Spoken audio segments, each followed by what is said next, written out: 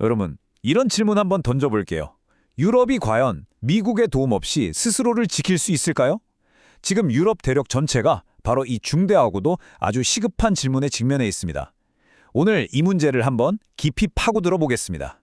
모든 건 바로 이 가정에서부터 시작하는 거예요.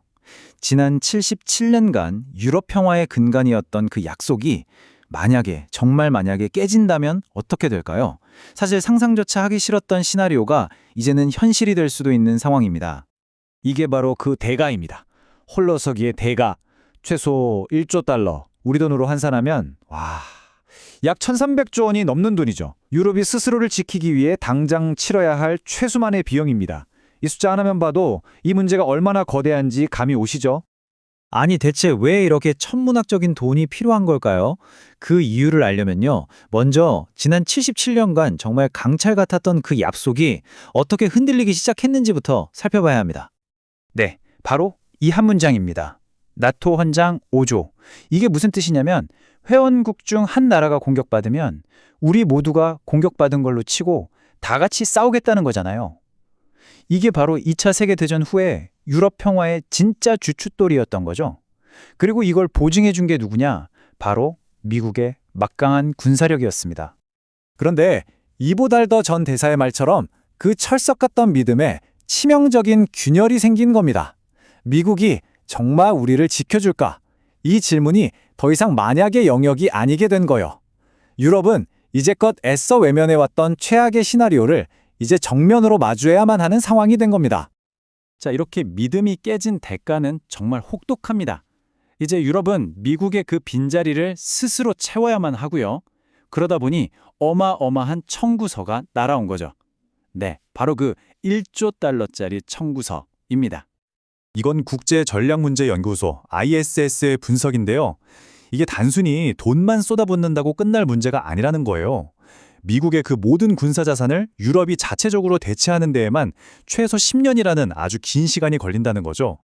자, 그럼 구체적으로 뭘 잃게 되는 걸까요? 이걸 보면 미국에 얼마나 의존하고 있었는지가 정말 확 와닿습니다. 전장의 눈 역할을 하는 정보, 정찰 위성부터 시작해서 병력과 물자를 순식간에 실어 나르는 전략 수송기, 그리고 적의 미사일을 막아줄 첨단 방공망까지, 말 그대로 A부터 Z까지죠. 이 모든 걸 유럽이 이제 스스로 만들어야 한다는 뜻입니다. 그리고 이 그래프를 보면요. 현실의 벽이 얼마나 높은지 딱 보입니다. 현재 나토의 목표치가 GDP의 2%인데 이것도 사실 겨우 맞추고 있는 나라들이 많거든요. 그런데 독자 방어를 하려면 이걸 무려 5%까지 끌어올려야 한다는 겁니다. 이건 그냥 예산을 좀 더 쓴다 이런 차원의 문제가 절대 아니에요. 핵심은 바로 여기 있습니다. 국방비를 5%까지 올린다? 이건 지금 유럽 사람들이 당연하게 누리고 있는 그 촘촘한 복지 시스템을 포기해야 할 수도 있다는 그런 의미입니다. 국방이냐, 복지냐, 이건 단순한 예산 문제를 넘어서서 사회 전체를 뒤흔들 수 있는 엄청난 정치적 딜레마가 되는 거죠. 하지만 설령 1조 달러를 쏟아부어서 군대를 다시 만든다고 쳐도 돈으로 절대 살 수 없는 게 있습니다. 바로 미국의 해구산이 살아났을 때 생기는 그 거대한 공백이죠. 이게 어쩌면 가장 본질적인 위협일지도 모릅니다. 물론 유럽에도 핵보유국이 있죠. 영국하고 프랑스요. 하지만 이걸 보시면 아시겠지만 이 두 나라의 핵무기는 기본적으로 자국 방어를 위한 거예요. 나토 32개 회원국 전체를 덮어주는 미국의 그 거대한 핵 우산을 대체하기에는 솔직히 역부족입니다. 프랑스의 마크롱 대통령이 유럽 차원에서 전력 대화를 해보자 이렇게 제안은 했어요. 근데 한번 생각해 보세요. 과연 어느 나라가 그 핵무기 발사 버튼에 대한 통제권을 다른 나라와 선뜻 공유하려고 할까요? 이건 정말 풀기 어려운 아주 복잡한 정치적 문제입니다.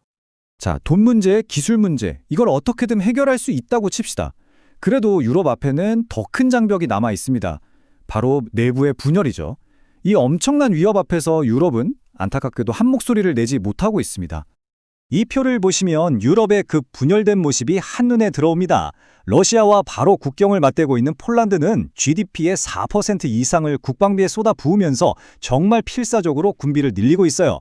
하지만 반면에 독일이나 이탈리아 같은 나라들은 여러 가지 정치적, 경제적 제약 때문에 목표치인 2% 달성조차 힘겨워하고 있죠. 위협을 느끼는 온도차가 이렇게나 다른 겁니다. 심지어 나토의 수장조차 이렇게 날카롭게 경고를 합니다. 혼자 해보겠다는 꿈은 계속 꾸세요. 그건 비용 효율적이지도 않고 결국 푸틴만 좋아할 겁니다. 정말 뼈아픈 지적이죠.